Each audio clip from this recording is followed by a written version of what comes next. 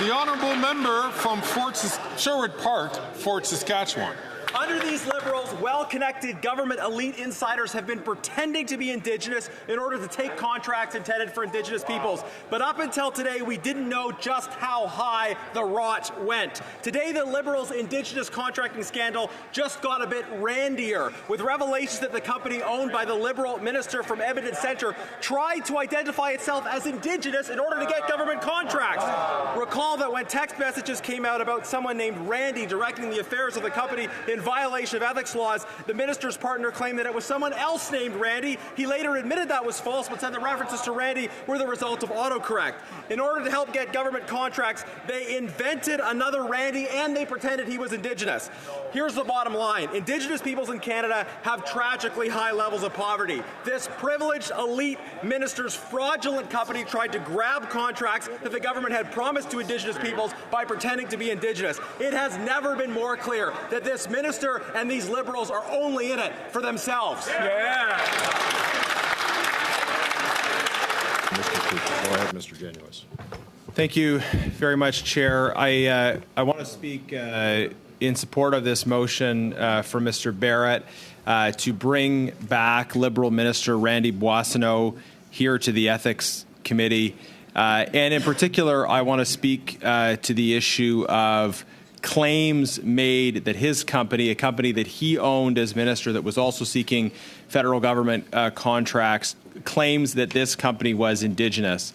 Now, the Government Operations Committee that I serve as a regular member on has been investigating this government's Indigenous procurement scandal.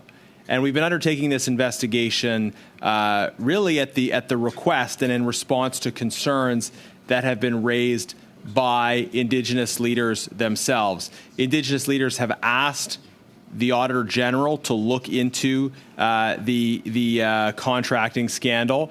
And the basis of this scandal is basically that well-connected non-Indigenous elites have been able to take for themselves contracts that are supposed to go to Indigenous peoples and Indigenous businesses. It is cultural appropriation leading to financial misappropriation. It's people pretending to be Indigenous or entering into shady joint ventures where most of the benefit and most of the action is happening on the non-Indigenous side to try to appropriate benefits through these kinds of arrangements away from Indigenous communities towards well-connected non-Indigenous insiders.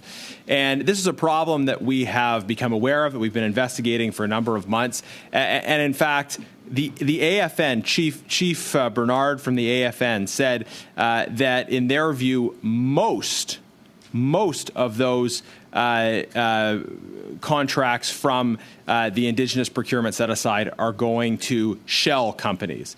So this is a huge problem. It's a problem that has been brought to Parliament by Indigenous leaders themselves, and it's a problem that we have been trying to get to the bottom of. Meanwhile, Liberals have been saying, oh, there's nothing to see here, no big deal, we're trying to check the box and wanting to move on, rather than actually get into the substance of the issue and really take seriously what we're hearing from Indigenous leaders. Then we have today this revelation, though, that not only is it just well-connected elite insiders taking advantage of this program, but it is the most well-connected elite insider possible. That is a minister of the Crown. His own company has been trying to get contracts on the basis of a claim that the company is Indigenous owned.